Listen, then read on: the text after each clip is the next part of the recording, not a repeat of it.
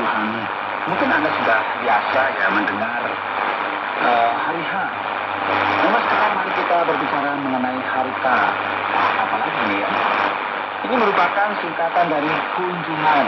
Ya, hari di mana Paulus akan mengunjungi kota Korintus. Ia mengawali surat ini dengan menuliskan, dari Paulus yang oleh kehendak Allah menjadi rasul Kristus Yesus, dan dari Timotius saudara kita, kepada jemaat Allah di Korintus dengan semua orang kudus di seluruh Akaya. Kasih karunia dan damai sejahtera dari Allah Bapa kita dan dari Tuhan Yesus Kristus menyertai kami. Saudara, inilah surat 2 Korintus.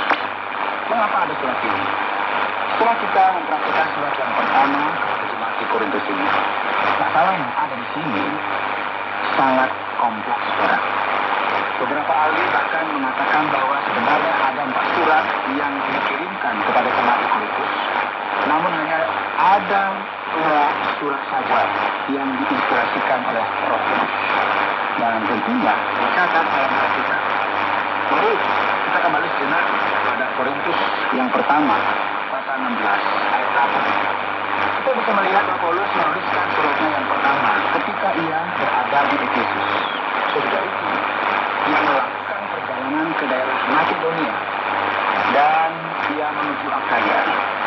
Saudara ingat ya, Makedonia terletak di daerah utara Yunani dan Akaya terletak lebih ke sebelah selatan dekat dengan kota Korintus.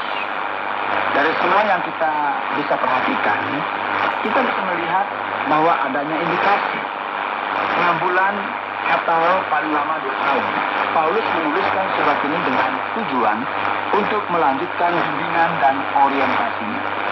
Mungkin Anda masih ingat mengenai segala masalah yang serius dan rumit yang merupakan realita dari surat pertama kepada jemaat di Korintus. Apa yang terjadi pada hari K? Kita akan melihat apa reaksi dari orang Korintus dan bagaimana Paulus akan menyusun kata-katanya setelah ia memberikan banyak sanjungan kepada mereka, setelah banyak membimbing mereka. Dan kini kita akan melihat bagaimana orang Korintus meresponi apa yang terjadi selanjutnya. Paulus memuji Allah dan Tuhan Yesus Kristus atas segala penghiburan, karena ialah yang menghiburkan kita dalam masa-masa pencobaan dengan penghiburan yang kami terima sendiri dari Allah. Perhatikan ayat 5. Sebab sama seperti kami mendapat bagian berlimpah-limpah dalam kesengsaraan Kristus, demikian pula oleh Kristus kami menerima penghiburan berlimpah-limpah. Jika kami menderita, hal itu menjadi penghiburan dan keselamatan kami. Jika kami dihibur, maka hal itu adalah untuk penghiburan kami, sehingga kamu beroleh kekuatan untuk dengan sabar menderita kesengsaraan yang sama seperti yang kami derita juga. Dan pengharapan kami akan kamu adalah teguh, karena kami tahu bahwa sama seperti kamu turut mengambil bagian dalam kesengsaraan kami, kamu juga turut mengambil bagian dalam penghiburan kami. Saudara, pada saat ini ya, kita bisa melihat gereja mula-mula pada waktu itu mengalami penderitaan yang lebih kuat, penderitaan serta kesulitan. Paulus ada dalam konteks perjalanan misinya yang ketiga, dan pada saat ini ia menjalin suatu hubungan yang dekat dengan orang-orang Korintus. Ia menekankan tentang peperangan yang harus dihadapi serta penghiburan yang senantiasa disediakan oleh Allah atas kepulangan yang diwujudkan dalam Yesus Kristus. Saudara, Paulus mengatakan sesuatu yang sangat jelas dan objektif. Sebab kami mau, saudara-saudara, supaya kamu tahu akan penderitaan yang kami alami di masa kecil. Beban yang ditanggungkan atas kami adalah begitu besar dan begitu berat, sehingga kami telah putus asa juga akan hidup kami. Bahkan kami merasa seolah-olah kami telah dijatuhi hukuman mati. Tetapi hal itu terjadi supaya kami jangan menaruh kepercayaan pada diri kami sendiri, tetapi hanya kepada Allah yang membangkitkan orang-orang mati. Dari kematian yang begitu ngeri, Ia telah dan akan menyelamatkan kami. Kepadanya kami menaruh pengharapan kami bahwa Ia akan menyelamatkan kami lagi. Karena kamu juga turut membantu mendoakan kami, supaya banyak orang mengucap syukur atas karunia yang kami peroleh berkat banyaknya doa mereka untuk kami. Saudara, Paulus dalam pelayanannya di kota Efesus, masih ingat ya, dengan segala penderitaan dan kesulitan yang ia hadapi, sekali lagi menunjukkan kepada kita tentang masalah-masalah dan kesulitan-kesulitan yang ia alami dalam pelayanannya bagi Kristus saat ia memberitakan firman Tuhan. Ia menjelaskan tentang apa yang terjadi dan apa yang menjadi tujuannya. Kita bisa melihat bahwa Paulus sangatlah tertarik untuk mengunjungi gereja yang akan ia lewati. Setelah meninggalkan Efesus, ia pergi ke Yunani, melewati Makedonia, Akaya, kemudian ia kembali ke Yerusalem. Dan jika kita memperhatikan apa yang menjadi tujuan Paulus dalam ayat 15 dan seterusnya, firman Tuhan mengatakan, berdasarkan keyakinan ini, aku pernah merencanakan untuk mengunjungi kamu dahulu, supaya kamu boleh menerima kasih karunia untuk kedua kalinya. Aku merancangkan untuk mengunjungi kamu.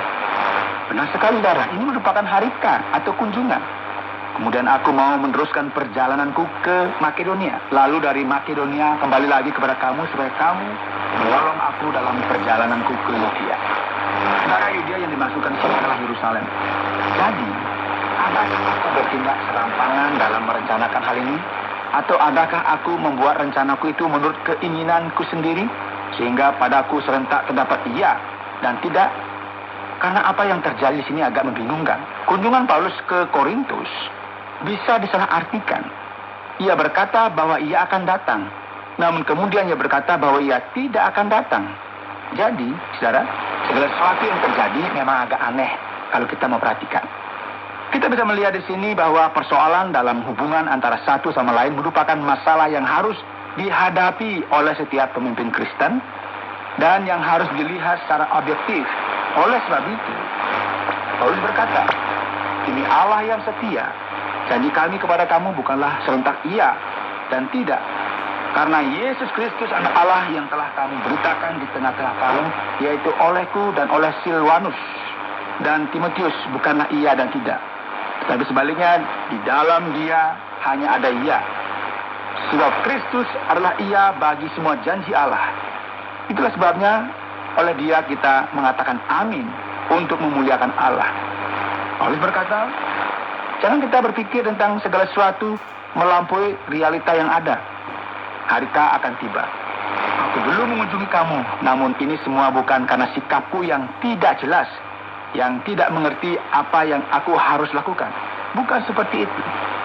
Kita harus jelas dan memiliki keputusan karena kita melayani Tuhan Yesus Kristus.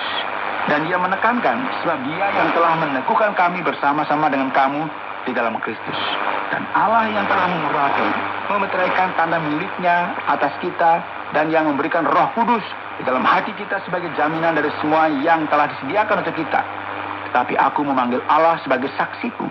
Dia mengenal aku. Oh, sebabnya aku tidak datang ke Korintus ialah untuk menyayangkan kamu. Bukan karena kami mau memerintahkan apa yang harus kamu percayai. Karena kamu berdiri teguh dalam imanmu. Sebaliknya kami mau turut bekerja untuk sukacitamu. Saudara, Paulus menyatakan ketertarikannya dengan berkata, perhatikan, aku telah berpikir baik-baik mengenai kamu. Rencana awalku adalah untuk mengunjungi kamu. Namun aku pikir sekarang lebih baik untuk menunggu sedikit lama lagi. Karena Paulus bukanlah seorang pemimpin yang mengatakan apa yang ia perlu katakan saja. Namun ia juga tahu bagaimana harus berhati-hati. Bagaimana ia menghindari keadaan yang negatif dan buruk yang bisa terjadi. Ia mulai menjelaskan semua ini di awal pasal 2. Aku telah mengambil keputusan di dalam hatiku bahwa aku tidak akan datang lagi kepadamu dalam duka cita. Ia bertindak seperti seseorang yang baru saja mengalami situasi yang sulit. Ada orang yang terluka, dan jika kita mengungkit-ungkitnya lagi, orang-orang justru akan semakin terluka olehnya. Benar ya? Jadi, jika ia memutuskan untuk datang ke Korintus pada saat mereka masih terluka, hasil yang akan ia peroleh tidak akan baik.